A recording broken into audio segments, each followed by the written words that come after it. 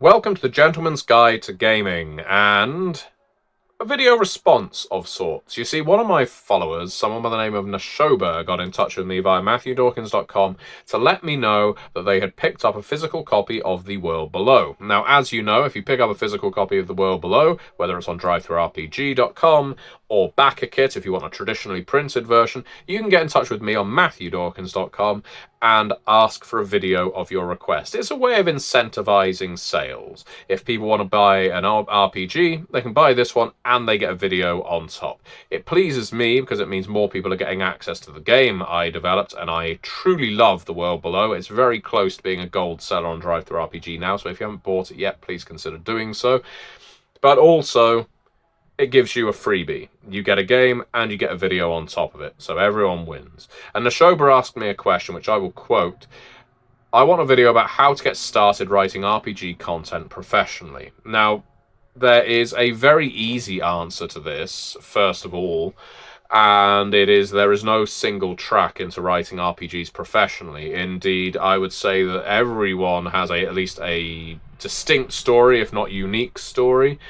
And the intentions of writers or people who become writers very much differ from writer to writer. There are plenty who want to do this as a hobby, plenty who want to do it part-time, some who want to become full-time writers and fail or struggle, others who succeed.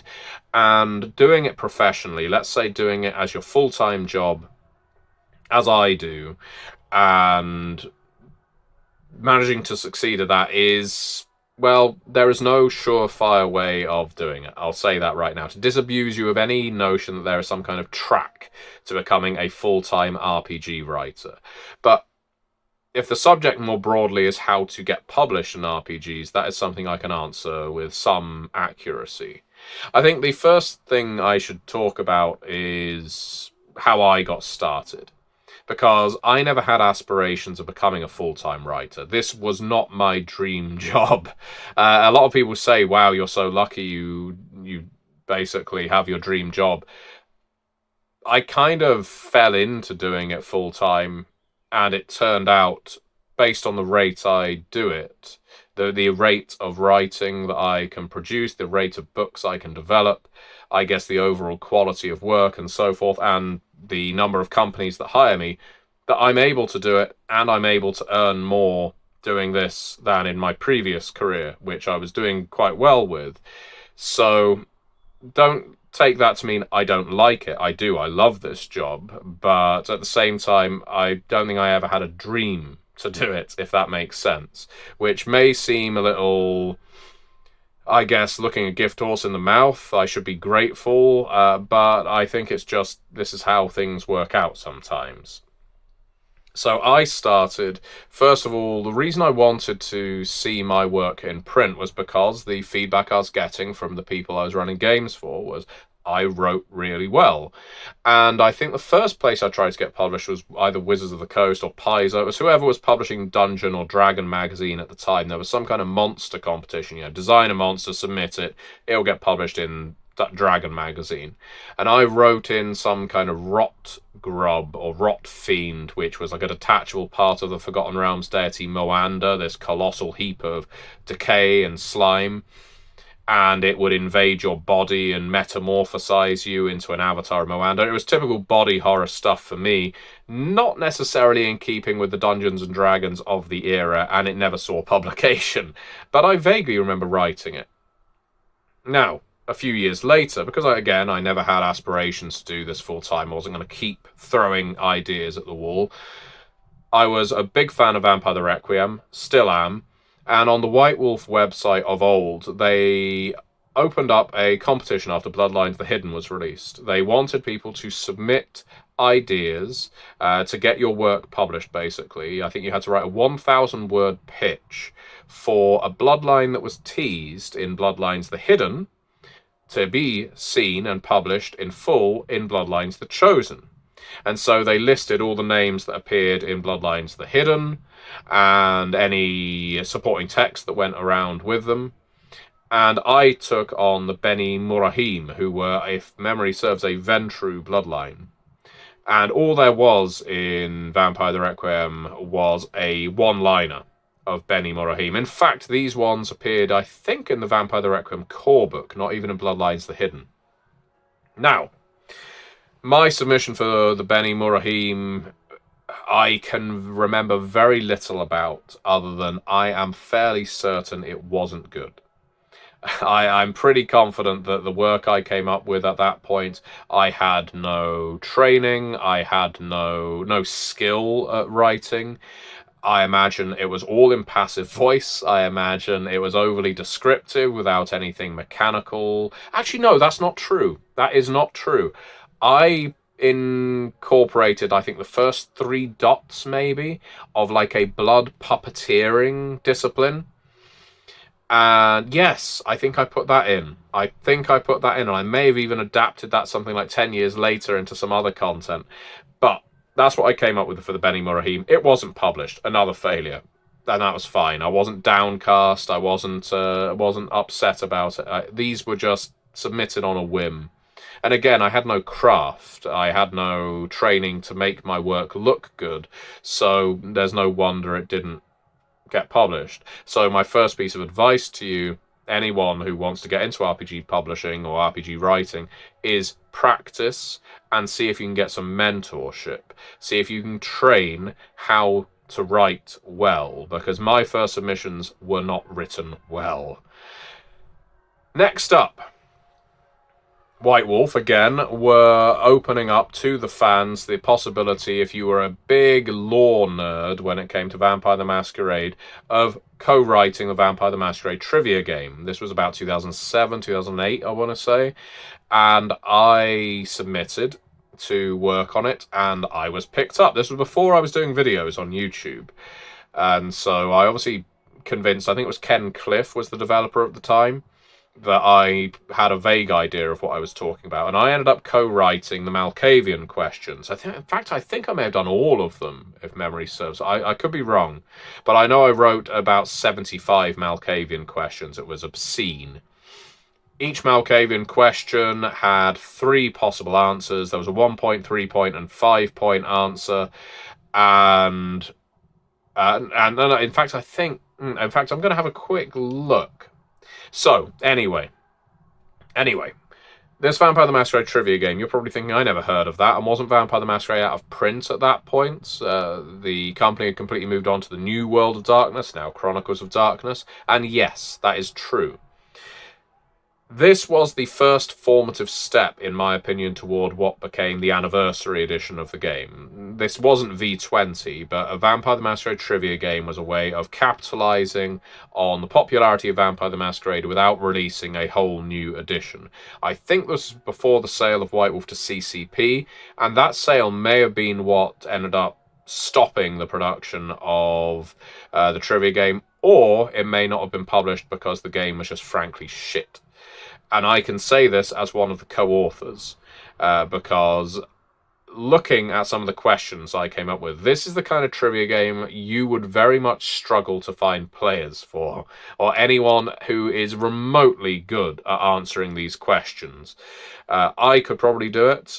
There are probably a few of you who could do it, but outside of our very, very tight vampire lore nerd, metaplot nerd groups, I think you would really struggle. So here is a question from the Malkavian section of the Vampire the Masquerade trivia game. Let's see how many points you can get. Aziz was a Malkavian of modern Knights Cairo, whom many kindred believed was nothing more than a spinner of yarns and told stories. For 1 point, what title was unofficially bestowed upon Aziz by the kindred of Cairo? Don't go looking up Cairo by night. Don't go looking up Cairo by night. No. You don't get to look it up. This is immediate recall. For 3 points, name the one vampire in Cairo who befriended Aziz. For 5 points, what circumstance allowed Aziz to have powers of Auspex far beyond others of his generation? Yes. Those were the kinds of questions. Let's do another one. That one's a tough one. All right, not everyone is going to be able to get that one. This one is a little more dependent on historic knowledge of Vampire the Masquerade rather than one city sourcebook. According to ancient Malkavian parables, two of his fellow antediluvians were actually Malkav's brothers. For 1 point, name one of those siblings. 3 points, name both of those siblings. 5 points, state the parting gesture Malkav performed for one of his brothers before his sibling left on a pilgrimage. Now, I could name that one offhand. I could answer that one. All right, one more, and I will be impressed if any of you get these. I think that one is probably one of the easiest. All right, here we go. A Malkavian that dwelt in Los Angeles in the modern nights believed himself to be Count Dracula. For 1 point, what was his given name? 3 points, who was his sire? 5 points, where did this deluded vampire make his haven? All right. Now, I'm not going to give you the answers. I want to see the answers posted down below. Anyway, I wrote on this game. I think I wrote well, even though the questions were utterly impenetrable. Or the answers were. And that was that. So what this shows us in how to get into writing professionally is you have to submit a lot of times. You have to propose yourself as a writer a lot. And you have to be prepared for failure. You have to be prepared for the fact that your work may not be published, you may not get picked up, you may end up having nothing but white noise on the other end of your email. There's lots of reasons that a project might fail, but you need to learn, as difficult as it is, to not take it personally. It's part of the profession of being a creative. You're going to see rejection a lot more than you see acceptance. So several years later, a good 5 or 6 years later, I was getting that bug again of wanting to write for an RPG. I was still a big fan of White Wolf's work and Onyx Paths at this point. And it was around the time Werewolf the Apocalypse 20th Anniversary Edition came out, or was on Kickstarter. I decided all of the submissions I had been sending in, because I'd sent a couple of submissions here and there to work on various games, and they were never picked up, and I was fairly convinced the reason was because my writing was crap. And it was. I'm fairly certain it was. And that isn't me being... I'm not attacking myself, it's just without training... without expertise or craft, my writing was not going to be good. So I needed to find a way to make it good. What I could have done is attend creative writing classes. What I could have done was write lots of fan fiction, submit it to my friends and ask for brutal appraisals. What I could have done is, well, this was before community content, but I could have written my own RPG and seen what people thought about it. But all of that felt... not exactly what I was looking for. When Werewolf the Apocalypse 20th Anniversary Edition was on Kickstarter, I noticed the consulting developer tier. This was a way you could back the campaign at a high level and become a consulting developer on an upcoming Werewolf book. I was determined to do this. Not as a fan. Plenty of people get involved as a consulting developer on an RPG just because they want to see how the sausage is made, they want to read the manuscript before it's released. That is a perfectly valid reason to become a consulting developer. My intention was to become a consulting developer so that I could learn about what do writers submit for first drafts? What do outlines look like that developers issue to their writers? What, and this was the most important thing, do developers do in the red lines process? Basically, what are they correcting? What are they asking for? What makes a good book as far as a developer is concerned? I wanted to get that information. And the best way I could do it wasn't by signing up to a creative writing course. It wasn't by just flinging ideas into the void. It was by getting in as a consulting developer on Book of the Worm 20th Anniversary Edition. So that's what I did. I ended up having to raise a fair amount of money. I've never been well off.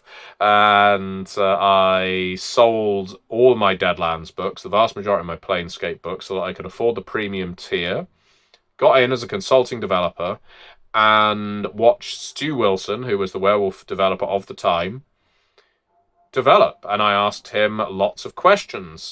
He invited me to. He said, if you've got any questions about the development process, please go ahead and ask. So I got in conversations with him. We had calls with him, myself and other consulting developers on the book. I came up with some ideas. I wrote some bits and pieces that went in Book of the Worm 20th Anniversary Edition and got his red lines, his feedback. All of this was invaluable. This was the key to me getting into writing professionally, because I learned more on that project than I would have with 5 or 6 creative writing classes. I am sure of it, because I could see now exactly what the developers were looking for, and I could tailor my next submission to match.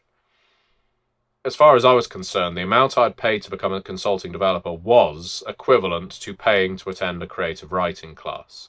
It's just my teacher, in this case, wasn't someone in a classroom. It was a developer at a computer, redlining, which is to say, leaving tracking changes on a Word document and leaving comments in the margin about what works, what doesn't, just like when you're at school.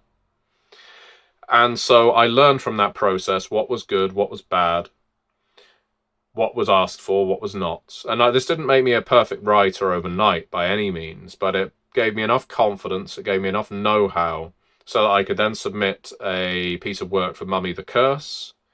That got me hired to work on Sothis Ascends. My first assignment was 20,000 words, which was massive for a first-time writer. I wouldn't necessarily recommend that to any developers watching, giving new writers 20,000 word assignments.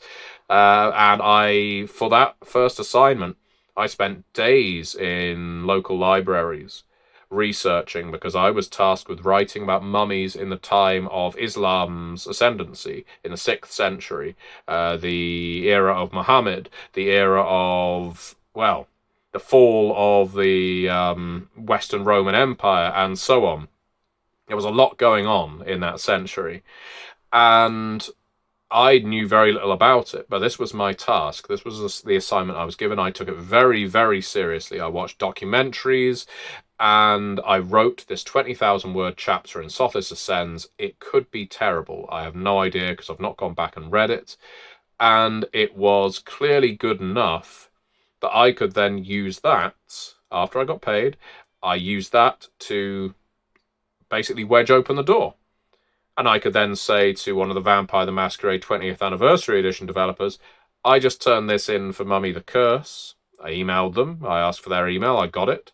I said, I just wrote a 20,000 word assignment for Mummy the Curse. I got it in by deadline. If you need reference about the quality of my work, please speak to the developer of Sothis Ascends. Would you be happy to consider me for any upcoming books you are developing? And as luck would have it, they were about to start hiring for a V20 book, and so I worked on that. And so it went. And that is part of the process of being a professional writer. You have to constantly be angling for new work, at least till you get to a stage where people are coming to you. So I jumped from Vampire onto Wraith 20. I went from Wraith 20 to Beast the Primordial. I went from Beast the Primordial back to Werewolf. I was all over the place. I did work on any game possible. And that is another key thing. When you're first getting into RPG writing, the tendency I see from a lot of writers is they only want to work on the game they're enthusiastic about.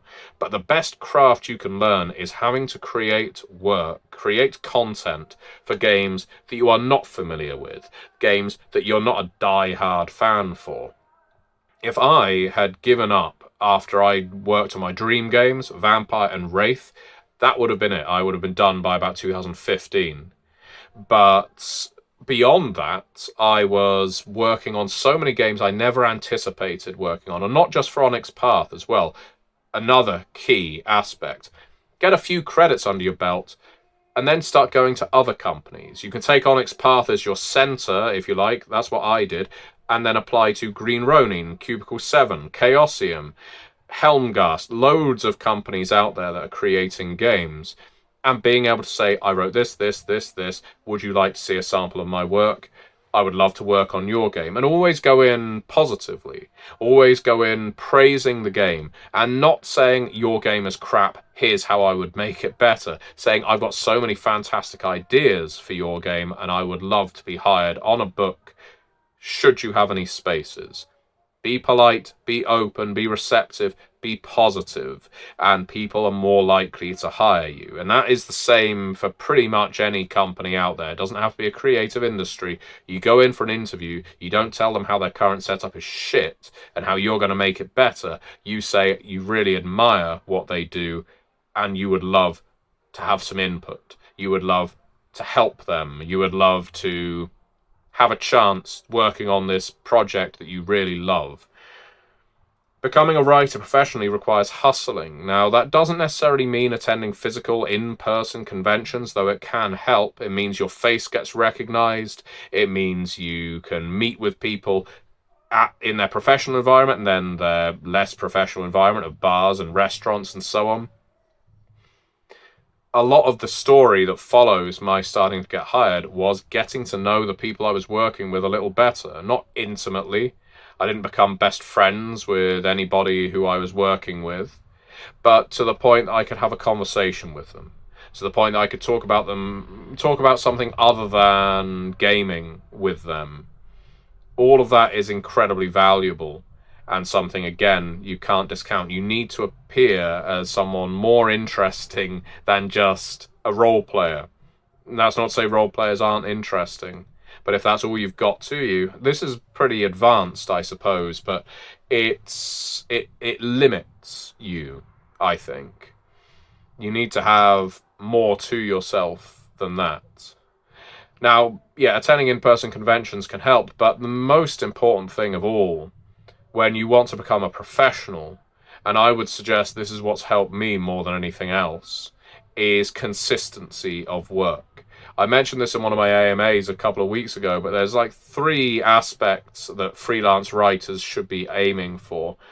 One is consistency. Always hit your deadlines. Your work doesn't need to be a 100% gold every single time you submit, but you should hit your deadline. You should get your work in on time, and if you cannot get your work in on time, you need to communicate with your developer about that well ahead of the deadline. As soon as you start missing deadlines, especially if you do it more than once in a row, that developer's going to start thinking, yeah, their work's good, but I always have to wait around for their work, and that means the book gets delayed, and I could be hiring someone who's more enthusiastic or faster or is clearly not as distracted. And that may sound harsh. There's plenty of reasons why people miss deadlines, but communication is ultimately the key. There is no good reason, aside from maybe bit hospitalization, I suppose, or grief. All right, there are some good reasons, but there are fewer good reasons for missing a deadline and not communicating about it than there are good reasons for communicating about having to miss a deadline and asking for an extension. And you know what? The developer is not going to hate you for asking for an extension. The developer is not going to resent you. What the developer is either going to do is this: say, yep, have another week or 2, or stay in contact and we'll be flexible. Or they'll say, I'm sorry, we really can't give any deadlines on this project. So can you consider, are you going to be able to hit the deadline, or shall I assign this to someone else? Don't take that as a death blow. It's far better that you volunteered this early enough that the developer can pivot and hire someone new. I appreciate all of this is rambling, chaotic advice. We started with a nice chronology. We started going up through my history as a writer, and now it's all over the place. But that's because when you are a freelancer professionally, like I am, you kind of have to be all over the place. You have to be getting yourself more or less in people's inboxes, not in their faces, but in their inboxes. You need to be reminding them that you exist. And that doesn't mean you always have to be saying, I want you to hire me. You can just email them and say, hey, how are you doing? It's been a while since we last chatted. I saw you release this game last year. I've been playing it a lot recently. It's fantastic. I just want to let you know. You've reminded them that you exist. Now it makes it more likely that they will hire you again. If you maintain radio silence, if you secrete yourself in your cave, which, believe me, is a tempting thing to do. I have wanted to become a hermit many, many times. It just means you'll be forgotten. When you're a freelancer, whether it's as a writer, an artist, a plumber, you're self-employed, it is your job. You are your own marketing department. You are your own PR. You have to spin yourself. You have to put yourself out there. And if you stop doing it, the work will eventually stop coming. Now, I should say, as a corollary to all of this, my YouTube channel has helped a great deal. It means I can help games out, games I'm enthusiastic about, without writing for them. And that means I, again, stay in the consciousness either of fans or creators, perhaps both, by doing this. What I would suggest to people now is when they first want to get into writing, the best ways of doing it are to be an enthusiastic but not overbearing fan. Get involved in communities. Get involved on Discord and forums, on RPGNet and Reddit. Get on there and start talking about these games you love. Get known as someone who is a cheerleader for games. Not a shill, but a cheerleader. Someone who loves games. And this is speaking from my own experience. This channel has never been about shitting on people's favourite games. It's always been about promoting people's games. Because I love games. And I think there's always something fantastic in almost every single game out there. That's why I do these videos. I want people to find the games. Not because I'm being paid by all these companies. I wish that was happening. It's not. So talking kindly about games means the companies who make them are going to think, oh, that's that person who made that really generous video about our game. And you know what? If you blog about it, if you're involved in the community, eventually you can pitch to them and they're going to think, you know what, we want that kind of person because that person's active on social media and can promote the games there. But maybe you're not a social media person. Maybe you don't like to get out there and talk about games constantly. That's fine. But what you could be doing instead is creating community content. And I would say this is the golden key behind RPGs right now. Getting into writing RPGs professionally is start with community content. These days, there is absolutely nothing stopping most people from putting words down on paper, getting a simple layout package, putting it together, releasing it on Storypath Nexus, Canis Minus, Storytellers Vault, DM's Guild, whichever, Miskatonic depository. There are so many community content programs for so many different games now. You create a flurry of these over the course of a year. You release one every couple of months. It could be a one monster. It could be an adventure. It could be a set of characters. It could be a set of story hooks. It could be anything. You do 4 or 5, 6 or 7 of these, and then when you apply, when you send a submission into Onyx Path or Chaosium or whichever company you're going for, you can say, I'd really love to work on this game. And over the last X number of months, I've released these pieces of community content that have been really well received. Therefore, please will you consider me for a writing position on this upcoming book. Community content is the best way of advertising yourself in this industry now. It is such a game changer for people who haven't been heard before. And I very much recommend it. If you can create community content, if you want to be a writer, community content is a fantastic way of showing that you are self-driven. When you're writing on a project for which you've been paid, well, that's one thing, because the developer is giving you an outline, the developer is giving you instructions, you're being helped every step of the way, in theory.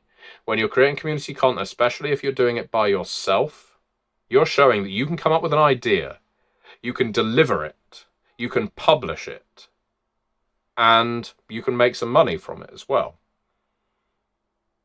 There's a whole difference in mentality, I find, between a lot of community content writers and people who have never done it. That's not to say it's always the case, but people who can come up with their own ideas, pitch them, put them in print, release them, shows a level of confidence that I really look for in freelance writers when I'm hiring them. Now, I'm going to end on something of a down note. Yeah, I know. And that is, I don't know what the state of the industry is right now for new writers, but I can very well anticipate that people who want to get into game writing, especially video games and board games right now, given the uncertainty regarding things like tariffs and production costs, certain countries being cut off from shipping to other countries and so on, basically embargoes, there's going to be a lot of companies, and some RPGs as well, some RPG companies too, that say, we're going to rely on the people we have right now, and we're going to slow down our production schedule because we don't know what the costs are going to be over the next few months, maybe year, maybe 4 years. We don't know what it's going to be like. We don't know what the future holds. So you might be the most fantastic freelancer who's never been hired, and you write to a board game company and say, I'd really love to work for you, and that board game company is Come On, CMON, who are well known for creating board games, but recently they basically had to say, we're slowing down production because of the tariffs situation, so they're not going to hire you. So it requires a certain amount of industry knowledge. You need to keep your eyes on these things, and you need to be aware that right now, given the state of things, and this is just a guess, mind you, you may find it more difficult to get hired than last year or in 3 years' time. I don't know what it's going to be like, but I suspect there's going to be more challenges to people who aren't already in the industry. But community content is not going away. You can still create work for that. You can still create your own books, and building that portfolio, just the same as if you went to an artist's alley in a convention and showed an artist your pieces because you wanted to get hired by the same company, it's the same principle. Creating community content is a fantastic way of advertising yourself. So following the same path I did of submit, pay to become a consulting developer, learn on the job, and refine your process as you go on, is one way of doing it. But that is definitely not going to be a way the vast majority of people do it. It was an entirely fortunate circumstance for me that that worked out in the way it did. For you, your story is going to be different. But right now, the most common one I'm seeing is someone who creates a lot of community content, then gets in touch with the company, says, I created this, and this across all of these different game systems for these different game lines. And wow, what an advertisement that is for that writer. If they can write Call of Cthulhu, Trinity Continuum, Scion, and Vampire the Masquerade, it shows that that person has skill and breadth, and you're going to want to hire that person. So this has been my TED Talk, 31 or so minutes, and I hope you haven't switched off. But I want to say thank you very much for the fantastic question, and thank you so much to everyone who has been picking up The World Below on DriveThruRPG. It is, as I say, nearly a gold seller. If you haven't picked it up yet, please consider doing so. If you prefer a traditionally printed version, head on over to BackaKit. I'll make sure they're both linked in the video description below so that you can get a copy there. When you do, get in touch with me on MatthewDawkins.com, and, well, we can then start talking about what video you want to see. Thank you very much for watching.